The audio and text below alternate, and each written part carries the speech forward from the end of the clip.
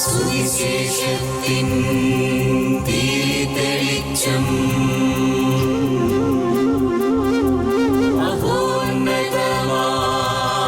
ആത്മാർപ്പണം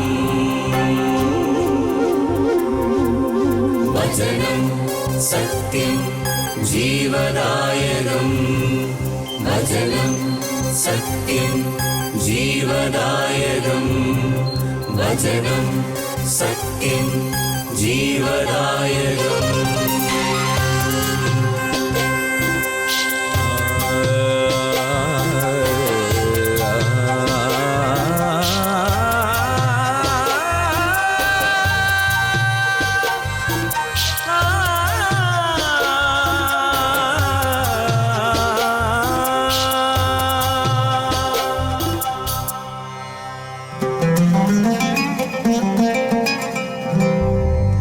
അധ്വാനിപ്പവർ തൻ സിരകളിലൊഴുകും ജീവൻ പകരും ദിവ്യഭോജനം. അധ്വാനിപ്പവർ തൻ സിരകളിലൊഴുകും ജീവൻ പകരും ദിവ്യഭോജനം. അതിരുകൾ ഭേദിക്കും സ്നേഹത്തിൻ്റെ രശ്മികൾ ഞങ്ങളെ ഉണർത്തുന്ന പുതിയ പ്രഭാതം. അതിരുകൾ ഭേദിക്കും സ്നേഹത്തിൻ്റെ രശ്മികൾ ഞങ്ങളെ ഉണർത്തുന്ന പുതിയ പ്രഭാതം. മന്ന മന്ന മന്ന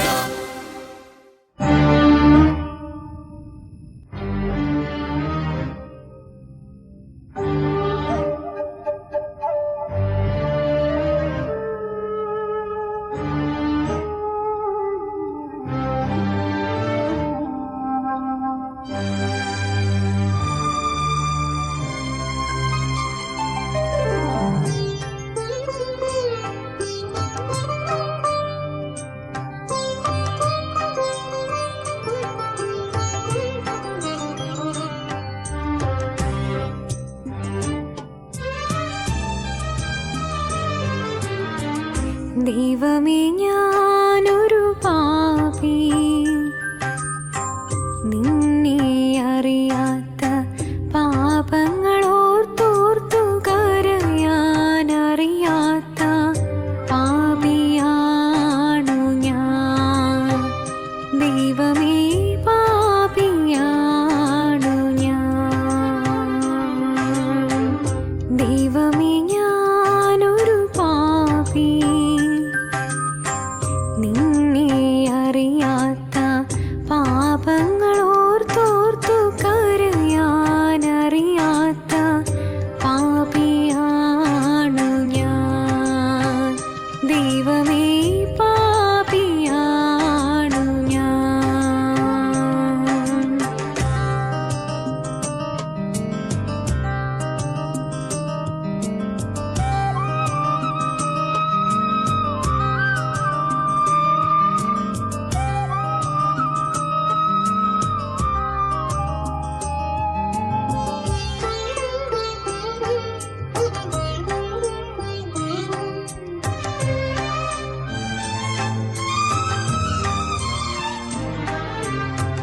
ഒരു നാളിലെന്നെ പേർ ചൊല്ലി വിളിച്ചെൻ മാതാവിനുദരത്തിൽ വളർത്തി.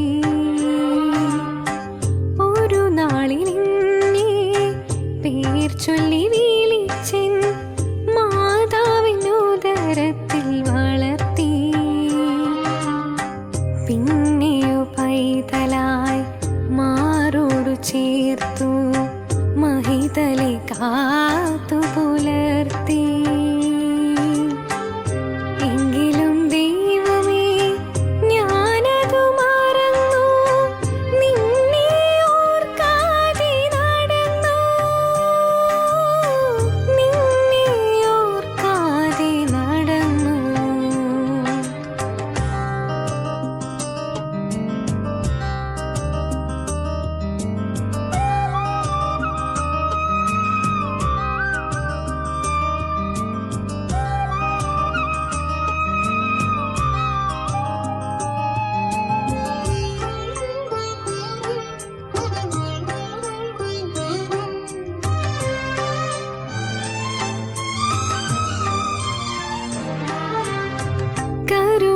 കരുണാർദ്രസ്നേഹം പ്രഭതൂകി നിൽക്കും വഴികളിൽ ഇങ്ങോളം നടത്തി. കരുണാർദ്രസ്നേഹം പ്രഭതൂകി നിൽക്കും വഴികളിൽ ഇങ്ങോളം നടത്തി. ആയുരാരോഗ്യവും ആശിസുമേകി അനുപദമെന്നെ ഉയർത്തി. എങ്കിലും ദൈവമേ ഞാനതു മറന്നു, നിന്നെ അറിയാതെ നടന്നു.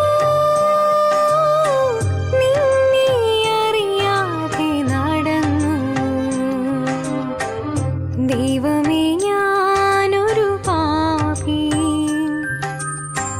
നിന്നെ അറിയാത്ത പാപങ്ങളോർത്തോർത്തു കരയാനറിയാത്ത പാപിയാണു ഞാൻ. ദൈവമേ പാപിയാണു ഞാൻ. ദൈവമേ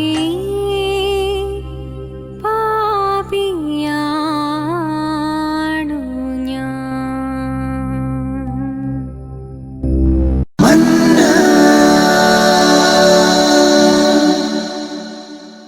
ഈശോ മിശിഹായ്ക്ക് സ്തുതിയായിരിക്കട്ടെ. തപസ്സുകാല ചിന്തകളിലേക്ക് സ്വാഗതം. നമ്മൾ ഈ തപസ്സിലേക്ക് പ്രവേശിക്കുമ്പോൾ ഏറ്റവും പ്രധാനമായി നമ്മൾ ആദ്യ ദിവസത്തെ ശിരസിൽ ചാരം പൂശിക്കൊണ്ടുള്ള പ്രാർത്ഥനയാണ് ഓർക്കുക. ചാരം പൂശിക്കൊണ്ട് നമ്മൾ തപസ്സിലേക്ക് പ്രവേശിക്കുമ്പോൾ അത് നമ്മളെ കുറേയധികം കാര്യങ്ങളിലേക്ക് ക്ഷണിക്കുകയാണ്, കുറേയധികം പുതിയ പാഠങ്ങളിലേക്ക് ക്ഷണിക്കുകയാണ്. ചാരത്ത് നിന്നും അകന്നു പോകുന്നവൻ ചാരത്തിലിരുന്നു കൊണ്ട് നാഥൻ്റെ ചാരെ വീണ്ടും കടന്നു വരാനുള്ളൊരു ക്ഷണമായിട്ട് നമുക്ക് അതിനെ മനസ്സിലാക്കാൻ സാധിക്കും. ഏറ്റവും ഭംഗിയുള്ള സുവിശേഷ ഭാഗങ്ങളിലൊന്ന് നാഥൻ പറയുന്ന പ്രകാരമാണ്, മണവാളൻ കൂടെയുള്ളപ്പോൾ മണവറ തോഴർക്ക് ഉപവാസം അനുഷ്ഠിക്കേണ്ട ആവശ്യമുണ്ടോ? മണവാളൻ അവരിൽ നിന്നും അകറ്റപ്പെടുന്നൊരു ദിവസം വരും, അന്ന് അവർ ഉപവസിക്കും. ഉപവാസത്തെക്കുറിച്ച് പറയുന്ന ഏറ്റവും സുന്ദരമായ ഭാഗങ്ങളിലൊന്ന്, താൻ നാഥൻ്റെ ചാരത്തല്ല എന്ന ബോധ്യമാണ് ഒരാളെ യഥാർത്ഥത്തിൽ ഉപവാസത്തിലേക്ക് നയിക്കേണ്ടത്. നമ്മൾ ഉപവാസത്തെക്കുറിച്ച് എന്തുകൊണ്ടോ തിരുസഭ നൽകുന്ന കൃത്യമായ ദിവസങ്ങൾ, കൃത്യമായ കാലഘട്ടം, കൃത്യമായ രീതികൾ ഒക്കെ ഉപയോഗിച്ചുകൊണ്ടാണ് നമ്മൾ ഉപവാസം അനുഷ്ഠിക്കാറുള്ളത്. പക്ഷേ ഉപവാസം സംഭവിക്കേണ്ട ഒന്നാണ്, ഇറ്റ് ഷുഡ് ഹാപ്പൻ, സംഭവിക്കേണ്ട ഒന്നാണെന്ന് വളരെ വ്യക്തമായിട്ടും ഈ വരി നമ്മളെ ഓർമ്മപ്പെടുത്തുകയാണ്. കാരണം തൻ്റെ ശിഷ്യന്മാർ ഉപവസിക്കാത്തത് എന്തുകൊണ്ട് എന്ന ചോദ്യം അഭിമുഖീകരിക്കുന്ന ഈശോയാണ് ഈ മറുപടി പറയുന്നത്. എന്നിൽ നിന്നും അകലുന്നു എന്ന് ഒരാൾ തിരിച്ചറിയുന്നത് എപ്പോഴാണോ അപ്പോഴാണ് അയാൾ ഉപവസിക്കേണ്ടത്. അഥവാ ഉപവാസം സ്വാഭാവികമായി സംഭവിക്കേണ്ട ഒന്നാണ്. എൻ്റെ കൂടെ എൻ്റെ സ്നേഹമുള്ള നാഥൻ ഇല്ല, എൻ്റെ വാക്കും പ്രവൃത്തിയും കൊണ്ട് ഞാൻ അവനെ വേദനിപ്പിച്ച് അകറ്റി നിർത്തിയിരിക്കുന്നു എന്ന ബോധ്യത്തിൽ ആയിരിക്കുന്ന ഒരാൾ ഊണും ഉറക്കവും നഷ്ടപ്പെട്ട അവസ്ഥയിലേക്ക് എങ്ങനെ പ്രവേശിക്കുന്നു? അപ്പോൾ സംഭവിക്കുന്ന ഒന്നാണ് ഉപവാസം. ഈ ഉപവാസത്തിൻ്റെ വളരെ സുന്ദരമായിട്ടുള്ളൊരു കാഴ്ചപ്പാടിൽ ആ ചാരത്തേക്ക് ചേർന്നിരിക്കാൻ വേണ്ടി നമ്മൾ ചാരം കൊണ്ട് നെറ്റിയിൽ ക്രിസ്തുവിൻ്റെ അടയാളം പെടുത്തിക്കൊണ്ട് നമ്മൾ ആ തിരിച്ചുവരവ് നടത്തുന്നതാണ് ഉപവാസത്തിൻ്റെ സുന്ദരമായൊരു പാഠം. നമുക്കിനി ഉപവാസത്തിൻ്റെ ചാരം ഉപയോഗിച്ചുള്ള കുരിശുവര അല്ലെങ്കിൽ ചാരം എന്താണ് നമ്മളെ ഓർപ്പിക്കുന്നത് നമുക്ക് ചിന്തിക്കാൻ സാധിക്കും. ഒന്നാമതായിട്ട് അത് പ്രായശ്ചിത്തത്തിൻ്റെ പ്രതീകമാണ്. ജോബിൻ്റെ പുസ്തകം 42-ാം അധ്യായത്തിലെ 6-ാം വാക്യം വളരെ വ്യക്തമായിട്ടും പറയുന്നത് ഇങ്ങനെയാണ്, അതിനാൽ ഞാൻ എന്നെ തന്നെ വെറുക്കുന്നു, പൊടിയിലും ചാരത്തിലും കിടന്ന് ഞാൻ പശ്ചാത്തപിക്കുന്നു. പശ്ചാത്തലത്തിലേക്കുള്ളൊരു ക്ഷണമായിട്ടാണ് നമുക്കിവിടെ ചാരം കാണാനായിട്ട് സാധിക്കുക. ചാരം നെറ്റിയിൽ പൂശുമ്പോൾ വളരെ വ്യക്തമായിട്ടും അത് പശ്ചാത്തപിക്കാനുള്ളൊരു ഓർമ്മപ്പെടുത്തലായിട്ട് നമുക്ക് മനസ്സിലാക്കാൻ സാധിക്കും. ഇതുപോലെ തന്നെ ഡാനിയൽ പ്രവാചകന്റെ പുസ്തകത്തിൽ നമ്മൾ ഇതേ രീതിയിൽ തന്നെ വീണ്ടും വായിക്കുന്നുണ്ട്. ഡാനിയൽ 9-ാം അധ്യായം 3-ാമത്തെ വാക്യത്തിൽ നമ്മൾ വായിക്കുന്നത് ഇങ്ങനെയാണ്, അപ്പോൾ ഞാൻ ചാക്കൊടുത്ത് ചാരം പൂശി ഉപവസിച്ച് ദൈവമായ കർത്താവിനോട് തീക്ഷ്ണമായി പ്രാർത്ഥിച്ചു. തീക്ഷ്ണമായി പ്രാർത്ഥിക്കുന്നതിന് എന്നെ പ്രേരിപ്പിക്കുന്ന പശ്ചാത്താപത്തിൻ്റെ അടയാളമാണ് ചാരമെന്ന് നമുക്ക് കാണാനായിട്ട് സാധിക്കും. യോനാ പ്രവാചകന്റെ പുസ്തകത്തിൽ നമ്മൾ 3-ാം അധ്യായത്തിൽ വായിക്കുന്നുണ്ട്, നിനവേ നിവാസികളോട് യോന ആവശ്യപ്പെടുമ്പോൾ അവരെ ചാക്കൊടുത്ത് ചാരം പൂശി ഉപവാസത്തിലേക്ക് പ്രവേശിക്കുന്നതിനെക്കുറിച്ച്. ഇപ്പോൾ കർത്താവിൽ നിന്നും അകന്നുപോയി, എൻ്റെ തെറ്റുകൾ കൊണ്ട് ഞാൻ കർത്താവിൽ നിന്നും അകന്നുപോയി, ആ പശ്ചാത്താപത്തിലേക്ക് തിരികെ വരാനുള്ള പഴയ നിയമ ഭാഗങ്ങളിലൊക്കെ നമ്മൾ ചാരം പൂശിയുള്ള ഇടപെടലിനെ കുറിച്ച് കാണാനായിട്ട് സാധിക്കും. വീണ്ടും നമുക്ക് മനസ്സിലാക്കാൻ സാധിക്കുക, പശ്ചാത്താപത്തോടൊപ്പം ഇത് ശുദ്ധീകരണത്തിൻ്റെ ഓർമ്മപ്പെടുത്തലാണ്. പശ്ചാത്തപിക്കുന്നതിലൂടെ ഒരാൾ ശുദ്ധീകരണത്തിലേക്ക് പ്രവേശിക്കുകയാണ്. ഒരാളുടെ ഉള്ള് ആ ഒരു ചൂടിൽ അകപ്പെട്ടിട്ട് വീണ്ടും തിരികെ വരാൻ വേണ്ടിയുള്ളൊരു ക്ഷണം, ശുദ്ധീകരണം സംഭവിക്കുകയാണ്. സംഖ്യയുടെ പുസ്തകത്തിൽ 19-ാം അധ്യായത്തിലെ 9-ാം വാക്യം നമുക്ക് കാണാനായിട്ട് സാധിക്കും ഈ ശുദ്ധീകരണവുമായി ബന്ധപ്പെട്ട് ചാരത്തിനുള്ള പ്രത്യേകതയെക്കുറിച്ച്. സംഖ്യ 19:9 പറയുന്നതിനെയാണ്, ശുദ്ധിയുള്ള ഒരാൾ പശുക്കിടാവിൻ്റെ ചാരം ശേഖരിച്ച് പാളയത്തിന് പുറത്ത് വൃത്തിയുള്ളൊരു സ്ഥലത്ത് നിക്ഷേപിക്കണം. അത് ഇസ്രായേൽക്കാർക്ക് പാപമോചനത്തിനുള്ള ശുദ്ധീകരണ ജലം തയ്യാറാക്കുന്നതിനായി സൂക്ഷിക്കണം. ബലി അർപ്പിക്കപ്പെട്ടിരിക്കുന്ന ആ പശുക്കിടാവിൻ്റെ ചാരമെടുത്ത് അത് കലർത്തിയ വെള്ളം കൊണ്ട് അത് ഹീസപ്പടിയുടെ തണ്ടിലൊക്കെ മുഖേനയാണ് പിന്നീട് ഉപയോഗിക്കുന്നത് നമുക്ക് കാണാൻ സാധിക്കും. ദേവാലയമൊക്കെ വന്നു കഴിയുമ്പോൾ ആ ജലം ഉപയോഗിച്ചാണ് ശുദ്ധീകരണ കർമ്മം നടത്തുന്നത്. അപ്പോൾ ചാരം കലക്കിയ വെള്ളം ഉപയോഗിച്ച് ശുദ്ധീകരിക്കുന്നു എന്ന് പറയുമ്പോൾ അതിൻ്റെ അർത്ഥം ഈ ചാരം പൂശി പശ്ചാത്തപിക്കുന്നതിലൂടെ ഒരാൾ അയാളുടെ ശുദ്ധീകരണ കർമ്മത്തിലേക്ക് പ്രവേശിക്കുന്നു എന്നാണ് ഓർമ്മപ്പെടുത്തുന്നത്. അപ്പോൾ പശ്ചാത്താപം, ശുദ്ധീകരണം. മൂന്നാമതായിട്ട് നമുക്കിതിനെ മനസ്സിലാക്കാൻ സാധിക്കുക, ഇത് വളരെ വ്യക്തമായിട്ടും നശ്വരതയുടെ ഓർമ്മപ്പെടുത്തലാണ്. പലപ്പോഴും അസീസിലെ ഫ്രാൻസിസിൻ്റെയൊക്കെ ആത്മീയ പശ്ചാത്തലത്തിൽ നമ്മൾ ചിന്തിക്കാറുണ്ട്, ഏറ്റവും ഭംഗിയുള്ള ധ്യാന പുസ്തകത്തിൻ്റെ പേരാണ് മരണം. ഒരാളുടെ നശ്വരതയെക്കുറിച്ച് അയാൾ ധ്യാനിക്കുകയും ചിന്തിക്കുകയും ചെയ്തു തുടങ്ങുമ്പോൾ കാര്യങ്ങളെല്ലാം പിന്നീട് വ്യത്യസ്തമായി നമുക്ക് അനുഭവപ്പെടും.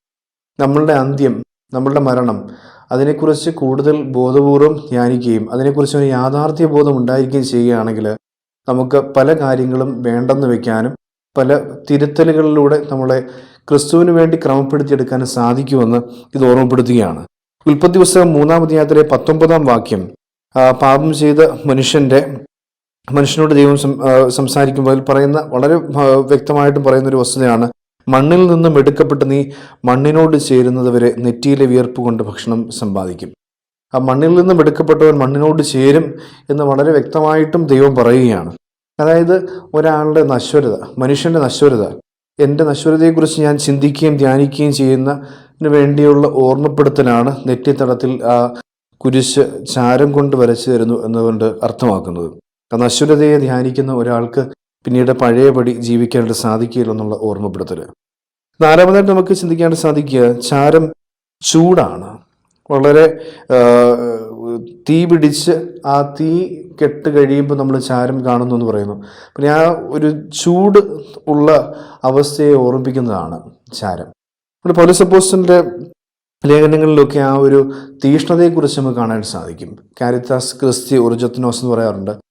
ക്രിസ്തുവിൻ്റെ സ്നേഹം എന്നെ ഉത്തേജിപ്പിക്കുന്നു, തീ പിടിപ്പിക്കുന്നു, അതാണ് എനിക്ക് ചൂട് നൽകിക്കൊണ്ടിരിക്കുന്നത്. വെളിപാട് പുസ്തകത്തിലേക്ക് എത്തുമ്പോൾ 3-ാം അധ്യായം 15-16 വാക്യത്തിലേക്ക് നമ്മൾ കാണുന്നുണ്ട്, നീ ചൂടോ തണുപ്പോ ഇല്ലാത്തതിനെക്കുറിച്ചുള്ള വ്യക്തമായിട്ടുള്ള അവതരണം നമ്മൾ കാണും. ചൂടോ തണുപ്പോ ഇല്ലാത്തതിൻ്റെ പേരിൽ നിന്നെ ഞാൻ തുപ്പിക്കളയും.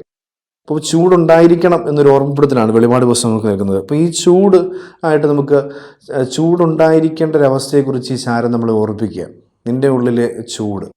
വീണ്ടും നമുക്ക് മനസ്സിലാക്കാൻ സാധിക്കുക, നെരിപ്പോടിലെ തീക്കനൽ എന്ന് പറയുന്നൊരു പുസ്തകത്തിൻ്റെ ആമുഖത്തിൽ എഴുതിയിരിക്കുന്നൊരു സംഭവമുണ്ട്.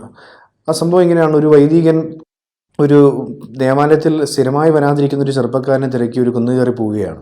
അവിടെ ചെന്ന് ആ വീട്ടിലേക്ക് കടന്നു ചെല്ലുമ്പോൾ ഈ ചെറുപ്പക്കാരൻ എന്തോ ബുദ്ധിമുട്ടുകളുടെയും വേദനകളുടെയും നിരാശയുടെയും പേരിൽ ദേവാലയവും ദൈവത്തെയും ഒക്കെ ഉപേക്ഷിച്ച് ആ മുറിക്കുള്ളിൽ ചുരുണ്ടുകൂടിയിരിക്കുകയാണ്. ആ തണുപ്പ് കാലത്ത് തീ കായാൻ വേണ്ടി കനൽ കൂട്ടിയിരിക്കുന്നത് വീടിൻ്റെ ഒരു മൂലയ്ക്ക് തന്നെ ഉണ്ട്. മെല്ലെ വൈദികൻ ഈ ചെറുപ്പക്കാരൻ നോക്കി നിൽക്കെ ഒന്നും അവനോട് ഉപദേശങ്ങളോ വലിയ വർത്തമാനങ്ങളോ ഒന്നും നടത്തുന്നില്ല. പകരം എഴുന്നേറ്റ് ചെന്ന് ഒരു ചെറിയ കമ്പ് കൊണ്ട് ഒരു കനൽ തട്ടി പുറത്തേക്കിടുന്നു. എന്നിട്ട് മാറിയിരിക്കുകയാണ്. കുറച്ചു നേരം കഴിയുമ്പോൾ ഇവർ രണ്ടുപേരും ഈ കനൽ നോക്കിക്കൊണ്ടിരിക്കുന്നു. ആ കനലിൻ്റെ മുകളിലൂടെ ചാരം മൂടി തുടങ്ങുന്നതായിട്ട് കാണാൻ സാധിക്കുന്നു. വീണ്ടും എഴുന്നേറ്റ് ചെന്ന് ചാരം മൂടി തുടങ്ങിയ ഈ കനൽ തട്ടി ബാക്കിയുള്ള കനലിൻ്റെ കൂടെ ചേർത്ത് വയ്ക്കുന്നു. ഇത് കഴിഞ്ഞ് വൈദികൻ ഈ ചെറുപ്പക്കാരൻ്റെ മുഖത്തേക്ക് വീണ്ടും നോക്കുന്നു. അവന് കാര്യങ്ങൾ ഏകദേശം പിടികിട്ടി. ആ വൈദികൻ ആ കുന്നിറങ്ങി പോവുകയാണ്. തിരിച്ചറിവ് ഈ കനലിൽ നിന്നും ആ ചെറുപ്പക്കാരൻ സ്വീകരിക്കുകയാണ്. ദൈവത്തിൻ്റെ സ്നേഹത്തിൻ്റെ ചൂടിൽ നിന്നും അകന്നു മാറി നിൽക്കുമ്പോൾ എൻ്റെ മേലും ഈ ഭക്തിയില്ലായ്മയുടെ, കരുണയില്ലായ്മയുടെ, സ്നേഹമില്ലായ്മയുടെ ചാരം മൂടി തുടങ്ങിയിട്ടുണ്ട്.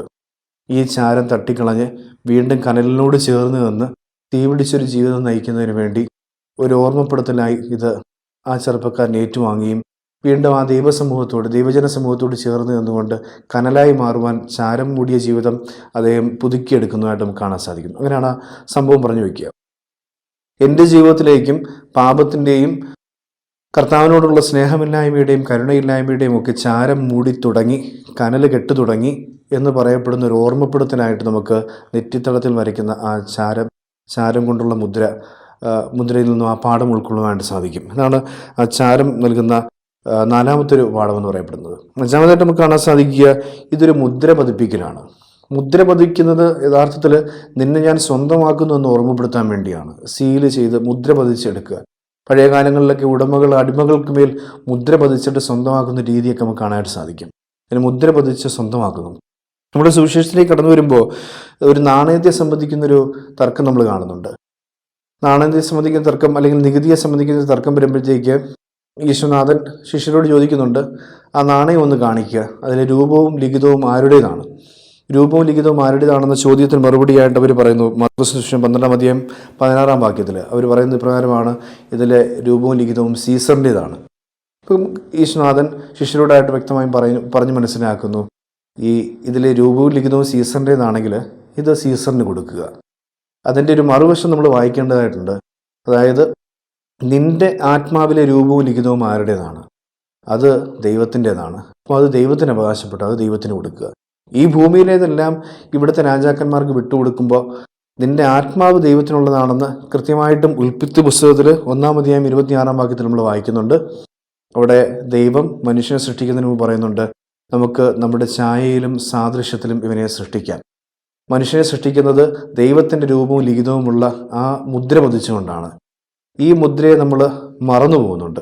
എൻ്റെ ആത്മാവിൽ ജ്ഞാനസ്നാനത്തിലൂടെ ദൈവം മുദ്ര പതിപ്പിച്ചു എന്ന ഓർമ്മ നമ്മൾ വിട്ടുപോകുമ്പോഴാണ് പലപ്പോഴും ദൈവത്തിൽ നിന്നും അകലുന്ന ഒരു ജീവിത രീതി നമുക്കുണ്ടാവുന്നത്.